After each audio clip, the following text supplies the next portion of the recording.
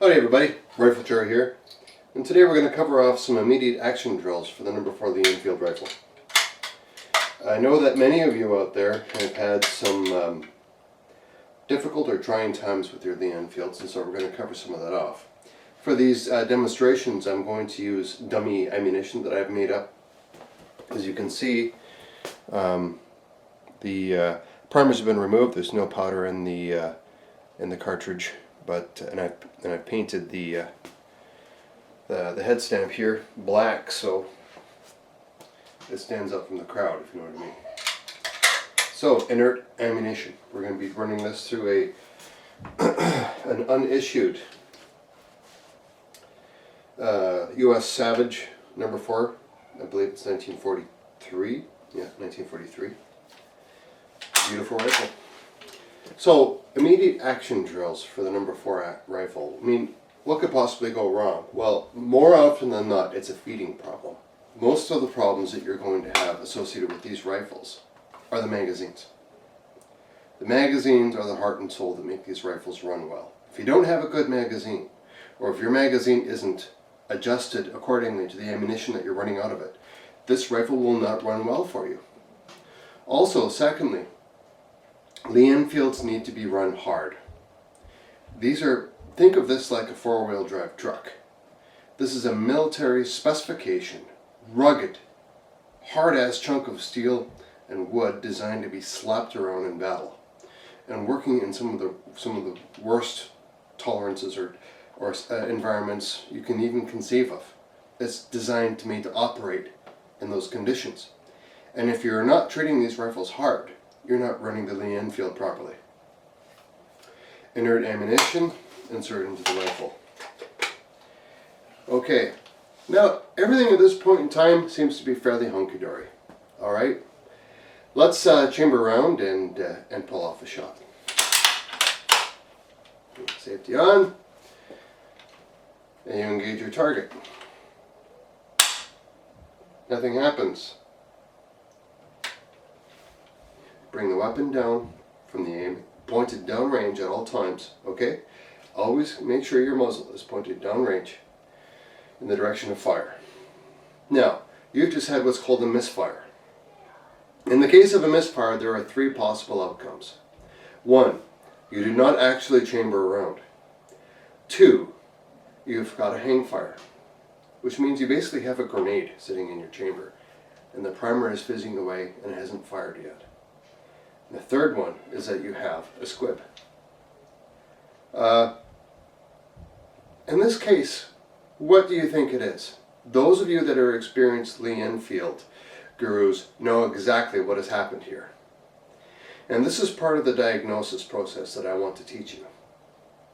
Well, I'll tell you exactly what's happened. Here's your immediate action drill. First of all, ensure that your magazine is properly seated. And you do that by squeezing the magazine into the receiver, and if you don't hear an audible click, that means your magazine is properly seated. But in this case, my magazine was not properly seated. So when I inserted the magazine, you actually stick this in your rifle like so. I actually like to give it a little bit of a forward cant and then push up until this tab that you see right here, right there, goes click with a magazine retention spring. And you should hear an audible click. And the magazine is now properly seated. So because of the drill we just went through, where I inserted a magazine improperly, the chances are that I did not actually feed a round into the chamber. So let's have a look. Because the magazine was not seated in all the way, let's open the bolt and have a look. And if a round comes flying out, then we misdiagnose the problem. So, I didn't actually chamber around. This actually still happens sometimes when you're running old mags. Who knows how many rifles your magazine has actually been used in. There could be a number of reasons why even if it was properly seated, that you didn't actually chamber around.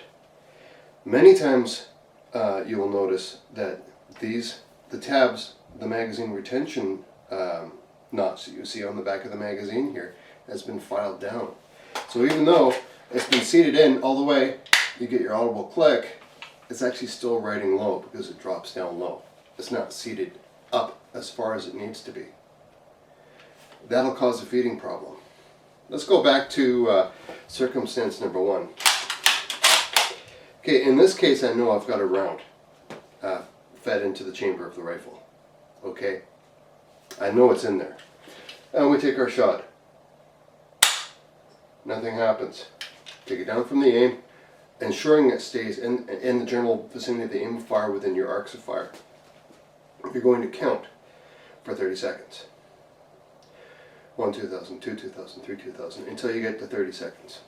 You're going to assume that essentially what you have here is called a hang fire. And it is very important that you do this. Here's an example of a hang fire that could have gone terribly wrong. Watch this.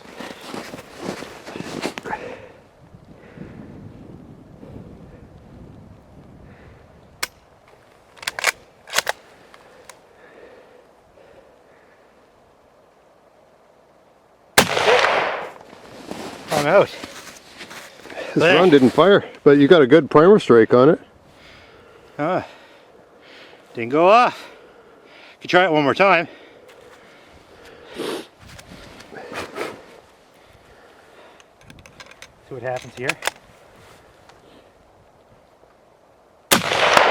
Hit. Now you will find that a lot of the ammunition that is available on the market for the Lee Enfield rifle is old military surplus ammunition. And not all of this ammunition will have been stored properly. And as a result, old ammunition works great if it's been stored properly.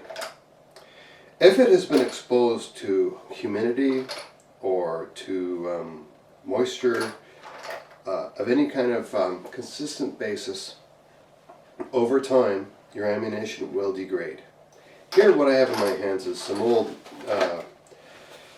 Mark 7 Canadian issued rifle manufactured in 1950.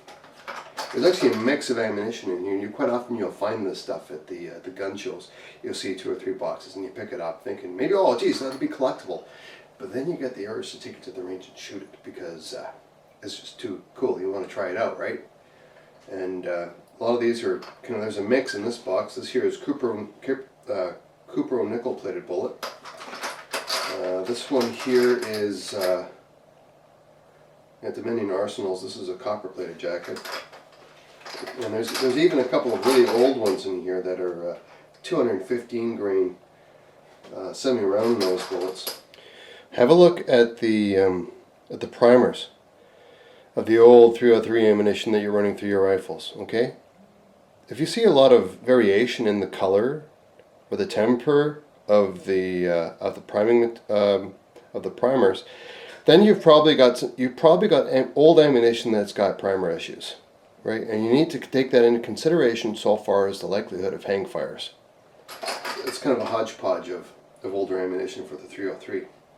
Especially some of the stuff like I've seen the Pakistani 303 ammunition that is just basically 1 and 2 rounds, 1 and 3 rounds, is a hang fire. So you have to assume that every time you pull the trigger with this kind of quality ammunition, this old ammunition, you're going to have a hang fire, right? It may or may not go off.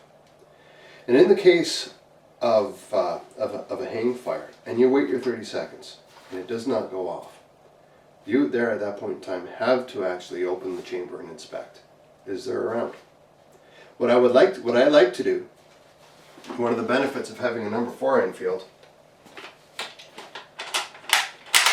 because you have a Lee Enfield on these rifles, you have a cocking piece right here.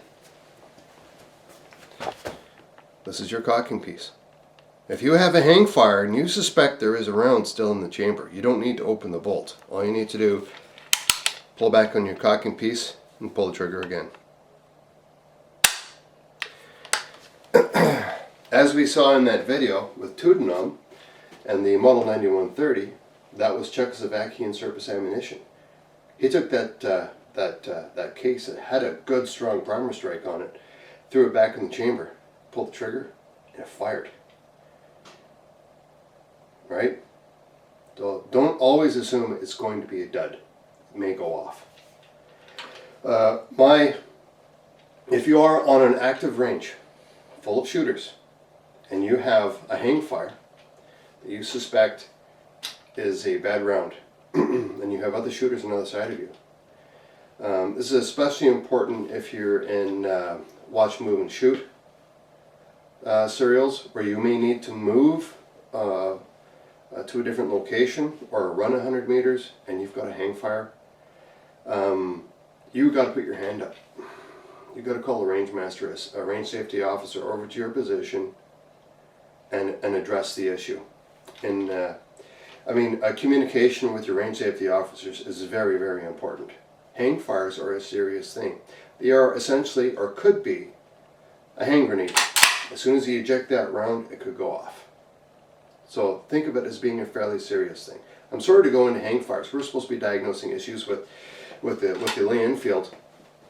But these are the common things that you will come across with Lee Enfields because of the quality of the ammunition that a lot of you are shooting out of it. The third option is you've chambered a round, you pulled the trigger, and nothing appears to have happened, or you may have felt a slight, or it could have been just like, that should have been more. You felt something go off, but it was nowhere near as much recoil as you thought that it should have been. What we call that, it's called a SQUIB. It's more often, this is an occurrence that occurs with pistol shooters, where they're running a progressive press and they're just pumping out 1,000 rounds in an hour and a half. Right, 1,000 hours, 1,000 bullets, hour and a half of time. High volume presses. Progressive presses. Every once in a while, a case doesn't get a powder charge. And so essentially what happens is that a bullet gets discharged from the chamber here, and it's just the powder residue from the priming material that has actually sent that bullet down the barrel, and it has not left the barrel. It's still in the barrel. So if you pull the round and you inspect, a spent casing came out, but it didn't feel right, you got to stop. Remove your bolt. Look down the barrel. Is there an obstruction? And if there's an obstruction, you stop. If it doesn't feel right, stop. So, misfires, 3 types. 1, you didn't actually feed a round into the chamber. 2, you've got a hang fire. Or 3, it's a SQUIB load. Moving right along. This is all fairly basic stuff, but it is more prevalent because of the quality ammunition we often see with these rifles. Or if you question somebody's hand loads, if you got a rifle with a bunch of hand loads, you're not sure, geez, how good a hand loader he is. Frankly, maybe test fire a round or 2, see how it looks, looking for pressure signs and whatnot. But if it's outside your comfort zone, maybe tear them down and just use them for their material components and use them for your own reloads. Let's talk about magazines now. Now this here being the number 4 Lee Enfield, takes a specific type of magazine. And there are a lot of different Lee Enfield magazines out there. And I've got a few here for you. Most of these are pretty old.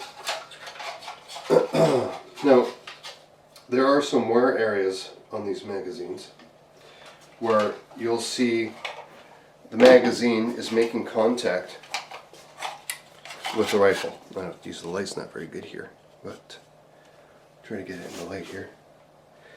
Now you can see on the Savage magazine that we have here, we have these 2 raised areas, one there and one there. Can you see that? One there and one there. Those are the areas that are actually making contact with the forward area of the trigger guard and the internals of the magazine area. Okay, and this is where quite often you'll see somebody has filed down this tab to make it fit higher, or for it to actually make contact with the retention spring inside the rifle. But these two areas here tend to receive a lot of wear in your Lee Enfield rifle. Let's look at a couple of different other magazines. This here's a new magazine, so there's not a lot of wear with this one. Here's a Parkerized British magazine.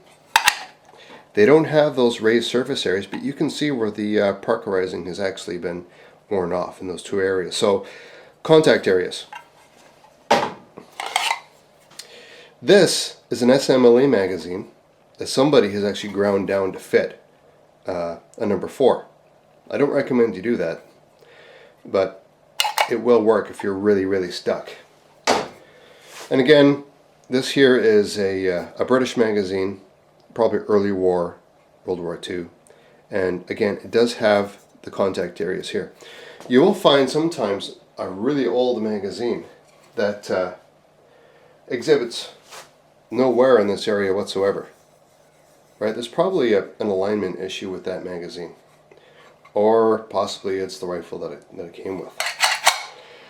This here is a wartime magazine, and the quality of the milling is really shady.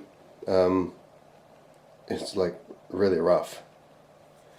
But it works actually quite well.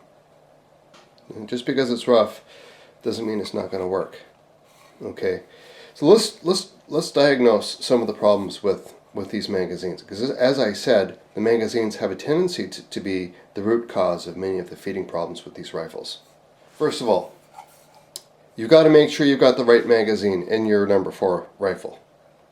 I have seen this a lot, where somebody has bought a rifle and is complaining that, it's just not working. I can't get the rifle to feed right. Well, what they've done is they have actually inserted a number 1 Mark III Lee Enfield magazine into their number 4. And it will not seat properly because of this doodad assembly right here on the bottom end, or the splines of the magazine. You'll see that the number 4 magazine does not have this. And what somebody has done in this circumstance, they've taken an SMLE number 1 Mark III magazine, taken an angle grinder and ground off this assembly right here. Okay, it's the wrong magazine for the wrong rifle, so don't do that. This is your number 4 magazine. More often than not, one of the problems that you will find is that the follower does not transition well from the bottom of the magazine to the top of the magazine. In this case, what we have in this particular example is a Parkerized or a phosphate finished number 4 Mark I magazine. It's British.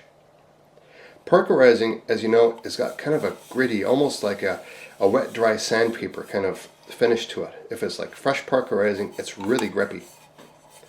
And they Parkerize the inside of these magazines too. Okay? If you have a phosphated magazine and the follower is not gliding up and down the inside of the magazine well, what people like to do is they'll just grease the internals of the magazine. The problem with that is that the grease will transfer over to the ammunition that you're running, and that causes a lot of problems. If you've got grease on your ammunition, your bolt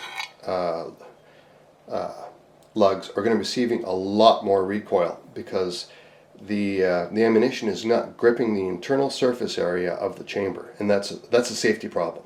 So don't really grease. You can lightly oil, but don't grease the insides of these Parkerized magazines. What you can do is take some maybe 800 grit wet dry sandpaper and just polish the internals of the magazine. Okay, and you may want to do that. Even the follower in this example has been Parkerized. You may need to do a bunch of that. Additionally, if you're running the magazine and you realize it takes absolutely no effort to depress the follower, it's probably because somebody has left this magazine full of ammunition over an extended period of time, and as a result of being basically the accordion system of the magazine spring and follower, as it's been in this position for far too long, and as a result the tensile rigidity of the spring is next to nothing. So you basically got to replace the follower or the spring. put a new spring in it. It's a problem, right? These are old. Some of these are 70 years old, right? You can't expect them all to work brilliantly. Again, heart and soul of the rifle, this little thing right here. This is the Achilles heel of the Lee Enfield. But it is also the saving grace of the Lee Enfield, because when these things are working well, properly, the Lee Enfield is an amazing rifle. But you got to make sure this thing is working for you.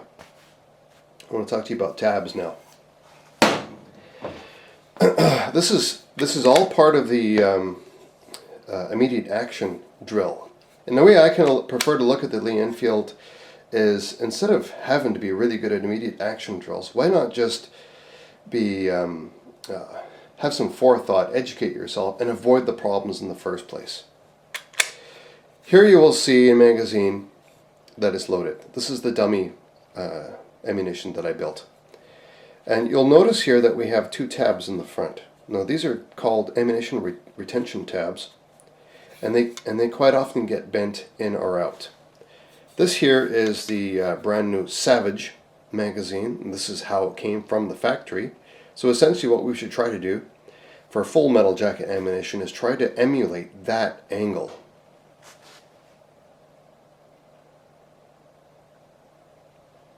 This is a properly set up magazine. Now, what people will do is they will take file to these front tabs, shave them right down. You've essentially destroyed the magazine. What I've also seen people do is jam a piece of wood into the magazine and try to splay the sides apart. Okay, that causes all kinds of different problems for fitting it into your rifle. Again, what some people will also do is they're trying to jury rig a problem they don't know anything about, so they'll take some pliers and they'll squeeze or stick it in a vise and squeeze the magazine together so that the ammunition is tighter inside. Well, essentially, that's also a problem. So you want the ammunition to look very similar to this, in that basically the spaces in and around the ammunition are fairly consistent. These tabs aren't too open so that your ammunition, you can bang the magazine, shake it about. Ammunition is not falling out. If you do that and your ammunition is starting to fall out, then you have a problem and you need to rectify that. Now remember, when I was telling you about the operation of the rifle, we're talking a heavy steel and wood rifle. Okay, it's designed for you to run it hard. You're not going to run it soft. Okay, so I got the rifle in the aim.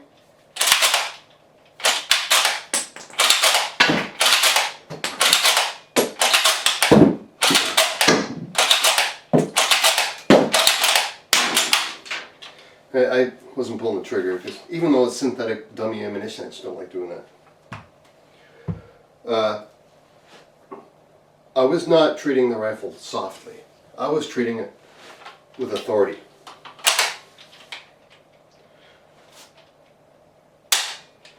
Now if I'm just slowly bringing the bolt back, pushing it forward again, I'm going to have feeding problems. How you treat the rifle is half of the problem with the feeding issues that you have. Okay, let's do a recap. So, before you even go out to the range or go out to your local competition or go to a championship of some type for service rifle shooting, you have to take into consideration the quality of the ammunition that you're going to be firing out of the rifle. And you may not have any particular choice in the matter, because sometimes, depending on the type of match, your ammunition is issued to you. But let's imagine for a second here that we're going to be going out shooting some low quality Pakistani 303 British ammunition with primers that are of varying colors, and the brass is definitely oxidized, and it's old ammunition that has been exposed to humid environmental conditions. So we know there's a risk associated with that. So we're at the range. We've been given the go to load with the 10-round magazine. Load. Okay. Okay.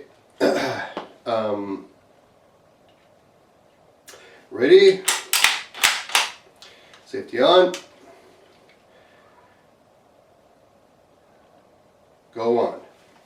engage your target. Safety off. What has happened? What is the most likely thing that has happened here? Right. Check to see if the magazine's seated. It was not seated. Go on.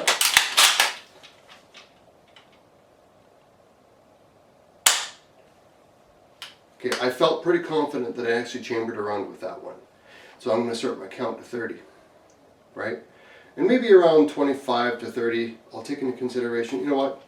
I'm going to pull the cocking piece back one more time and try again.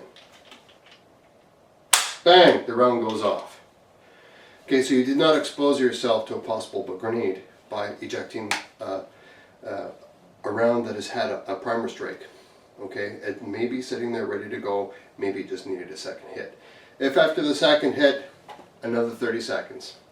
At that point in time, remove the round. If you're having consistent problems, and it's not ammunition, or it's not the fact that you're limp wristing your rifle and treating it softly, you need to treat them hard, then you need to start looking at your magazine and diagnosing problems. If you're if you haven't field tried or tested your rifle or your magazine, then going into a competition, this is foolhardy, right? Field test your rifle. What have we got here in this circumstance? Ready? Get your indicated targets, go on. Safety off. Pop! The rifle did not recoil anywhere as much as it should have, but you did get something. What's happened here? Weapon remains pointed in the direction of fire. Apply the safety. Remove the magazine. Eject the spent case. Yep, it's fired. Good primer strike. Should I continue shooting? No. Remove the bolt. Inspect the bore. I have a blockage. What's that called? SQUIB load. You got it. Those are the basics, guys. All of those things are important. Riflechair signing off. Hope you enjoyed the video, and as always, leave a leaf up.